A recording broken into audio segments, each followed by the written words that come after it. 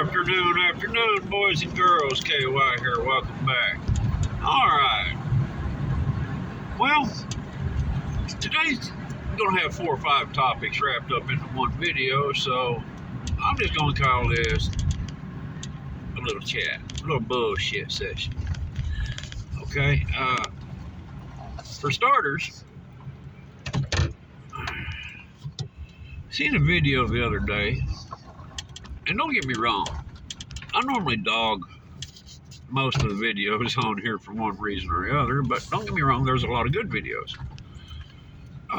But Canadian Prepper is one of the world's worst for, oh my God, we're all gonna die. World War III, any minute.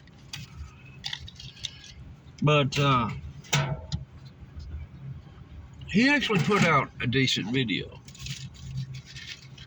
And this is one where he was out driving around, looking at structures in his area for possible use in the shift. He looked at a few warehouses, didn't have a lot of windows, doors, solid structures, right? Something you could fortify. Kind of like the prison in The Walking Dead. Something you can come in the shift and make your own. Like Fort KY or, Fort Morgan, right? Little shot at Joe there. I know he's watching. Morning, Joe. Another good creator. He's like me. He just kind of throws out an occasional rant video, but check out Joe Morgan there. He speaks the truth.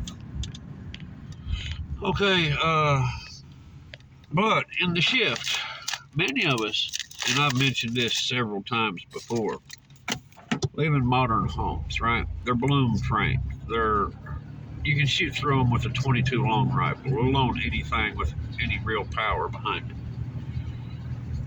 it. So, I'll give old Canadian Prepper that. He did throw out a decent idea.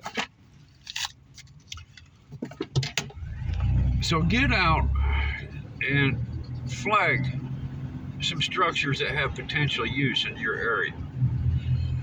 It may not be a factory, it may not be a local prison, or it might be.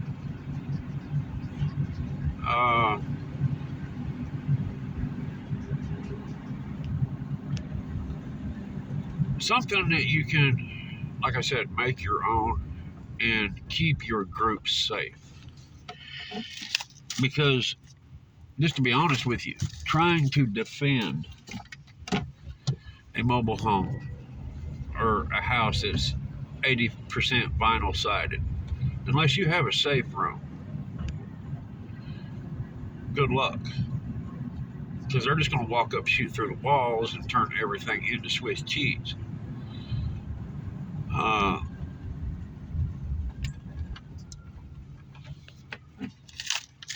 And there's been a couple of other good creators that's proved that point. One actually done the homework assignment that I mentioned. You build a little fake wall. What is that? Survival Prepping, something like that, I believe is his channel. Actually done all that. So, get out, check out the area. Well, if your neighbor has a brick home, work out a deal. Tell them you'll provide security if he'll provide the fort, right? All right, while we're on the topic of defense this morning, or afternoon, it's this morning now while recording, but it'll be this afternoon by the time you see this. But when you're considering a would-be fort in the shift, there's certain things you want to take into consideration. Okay, can you form what is known as a kill box? And if you're not familiar with that term,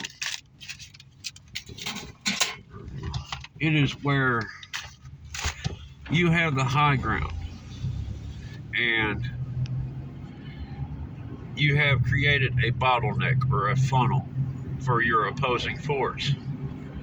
And when you squeeze them down into a general location, that location is the kill box. Anything in that area, if it comes to it, will not be permitted to leave that area. Okay, and you might have to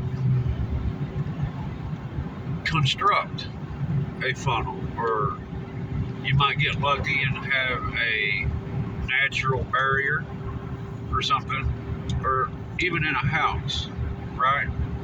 The bottom of a stairway. If you're on the high ground, anything coming up that first step, that should be your kill box, your choke point.